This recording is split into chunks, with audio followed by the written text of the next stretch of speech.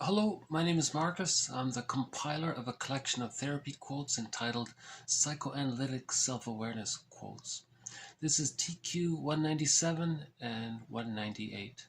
Therapy quote number 197. Much of the therapy consists of analyzing how the client resists exposing their thoughts and feelings and the significance of what such resistances reveal about the client's problems.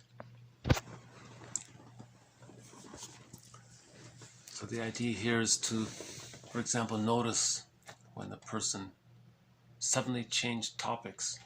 So they're talking about a feeling and then whoops, suddenly they're off onto some other, which may be part of their free association. Or was it a defense against a feeling that was about to come up? I think Paul Gray calls that close process monitoring. So when a person, or if a person is free associating, he's about to become in touch with his feelings, and then suddenly he isn't able to. The idea is to catch that moment, and that offers that little window into the real self and access to the significance of what such resistances reveal about the client's problems. You see, it reveals a lot about what's going on. Otherwise, the person wouldn't have changed the topic so suddenly or used a defensive maneuver in that moment. Yeah, I'll have a future quote from Paul Gray. He talks about this a little in more detail.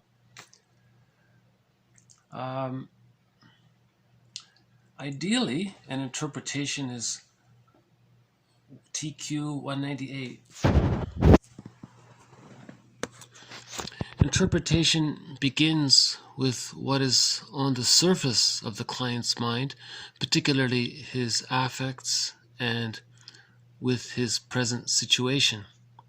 The present situation encompasses what is going on in the client's outside life, but refers particularly to conflicts that appear with the therapist. Interpretation of these conflicts inevitably leads back to similar conflicts in the client's past. In a well-functioning treatment, content and interpretation fluctuate between the transference, the client's outside life, and the past. So that last part says it all right there. An interpretation links what's going on in the here and now with the other person, with the therapist, what's going on in the person's current life, the similarity between the two, and the link between how that was originally learned in the past.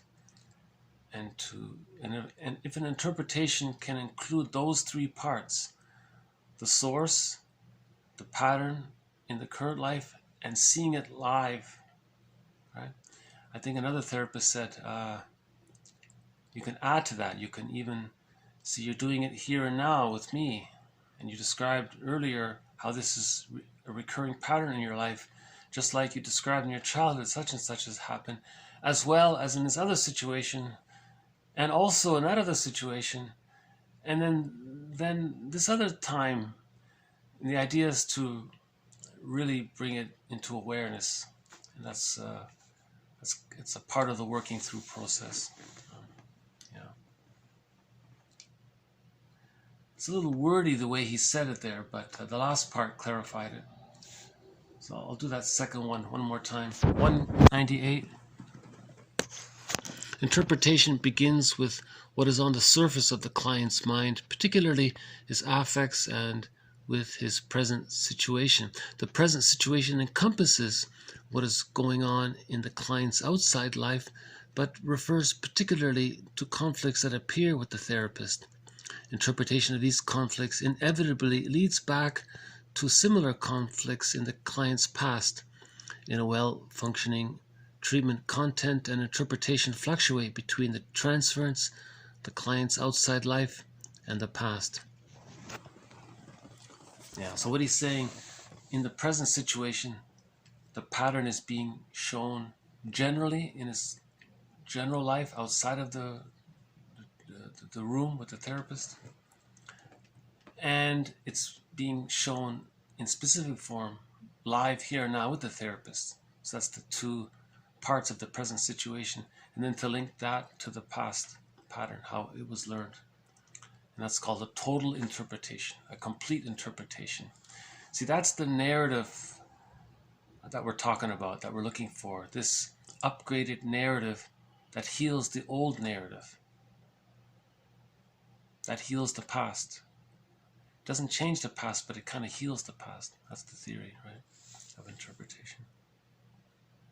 Yeah. Okay, so I'll just leave it at that. So the first one talked about how we can learn a lot from the changes in the free association. If he's talking about his feelings and then suddenly changed, intellectualized or used rationalization, you notice that moment and then just notice it. You know, do you notice just now you changed the topic? And the person might, yeah, because da, da, da. And then he's getting more in touch with his feelings, because maybe he was afraid to continue. So the therapist is pointing out, hey, why did you change? You don't need to be the indirect message is, this is the present. You don't need to be afraid of. In the past, you were afraid to express your feelings and wishes. Now, it's different, right? And then, so that's called close process monitoring by Paul Gray. And then 198 talked about the total interpretation, right? Linking the past, the present, and the here and now live, right? Yeah, I wish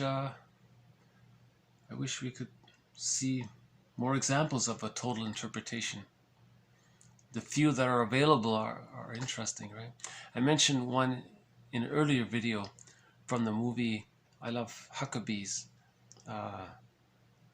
The therapist said to the client, you know, you have this pattern in your current life where you're betraying yourself. You're not listening to your feelings. You know, you learned that in the past when you talked about what happened in your childhood. And that's why in the present, you evade your feelings. You encrypt the truth. She was trying to link the three there. You know, it was a comedy, so it's limited, but the idea is there. Right? All right, this has been 197 to 198. More to follow. Thank you very much. See you next time.